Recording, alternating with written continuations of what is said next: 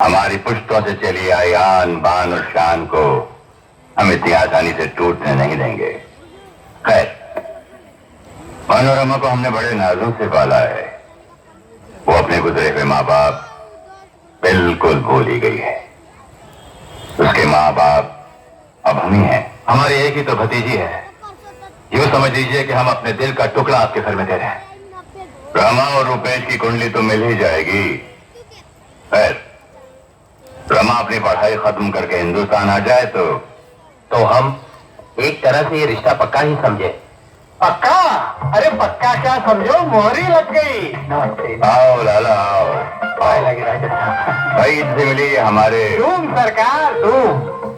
जब तक ये हमारे दर्शन नहीं कर लेते इनके गले से खाना नहीं उतरता। राजकुमार जी, हमारी बिटिया बड़ी सरल, बड़ी भोली, बिल्कुल गाय है गाय।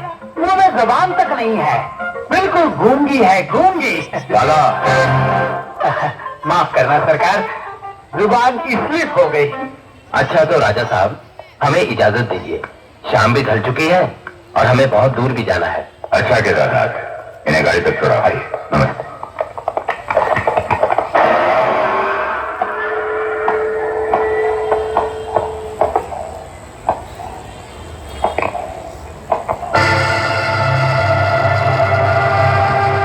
छोटे राजा। दुर्गा, हाँ छोटे राजा, आपने बुलाया नहीं, इसलिए मुझे आना पड़ा। मैं और तुम्हें बुलाऊं? भूल गए? कहा तो यही था ना। मैंने कहा और तुमने यकीन कर लिया। तो फिर भगवान के आगे वो फेरे, क्या वो दिखावा था, छल था? दुर्गा, जितनी तरह की लड़कियां होती है ना, उतने ही तरह के जाल बिछाने पड़ते हैं। कोई पैसों से खुश हो जाती है, कोई तोहफा है, पर तुम उन सब से अलग थे। इसीलिए तुम्हारे साथ शादी का ढोंग करना पड़ा। देखो दुर्गा, रात गई बात गई। वो रात नहीं गई छोटे राजा, वो रात मेरी कोख में तुम्हारा वंश बनकर पल रही है। मैं तुम्हारे बच्चे की माँ बनने वाली हूँ। मेरा बच्चा? क्या सबूत है तेरे पास? भगवान जानता है कि ये किस पत्थर के भगवान की बात कर रही है तू? उसकी जिसे खुद मंदिर छोड़कर दर्शन देने के लिए रोज हमारी चौखट पर आना पड़ता है। मेरा विश्वास करो, मेरे पेट में तुम्हारा ही बच्चा है। बच्चा मेरा है ये मैं कैसे यकीन कर लूं? कौन जाने मुझसे पहले उस हरामजादे के माथे पर और कितने पापों की मोहर लग चुकी है। रणवीर!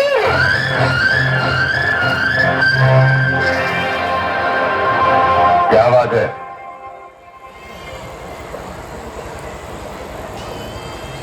राजा साहब, ये औरत कहीं से अपना मुंह काला करके आई है और अपना कलंक छोटे राजा बाबू पर थोपना चाहती है। चिल्लाती है, कहती है कि लाला तुम अंदर जाओ।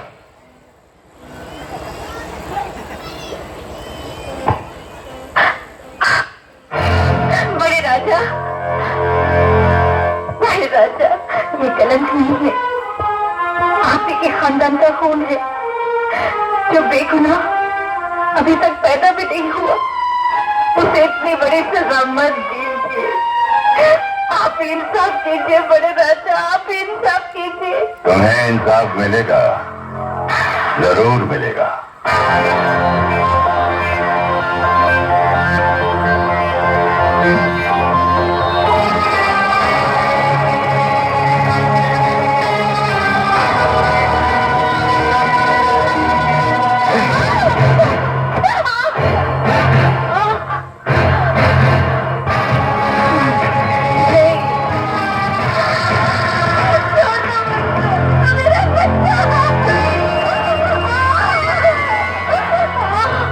तूने कहा था ना ये मेरे भाई का बाप है, ले अब ये भी धुल गया।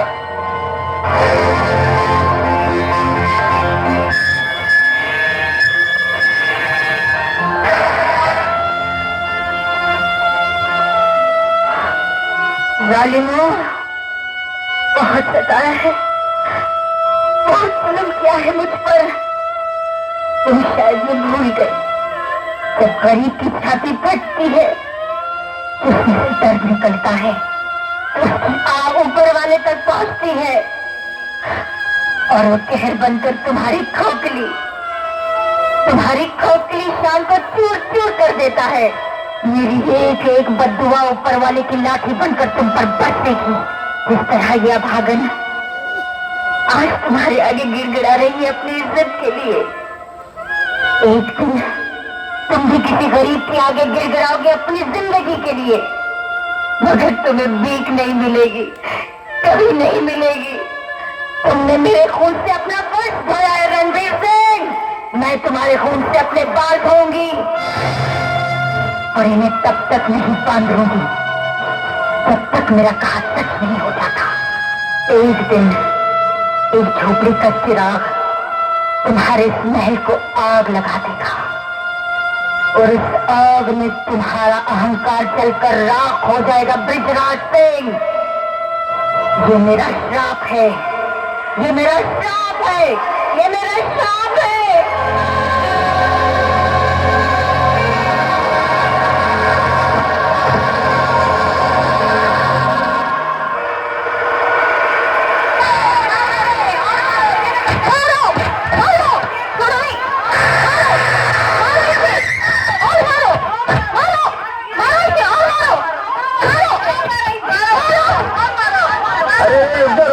क्यों मारे इसे?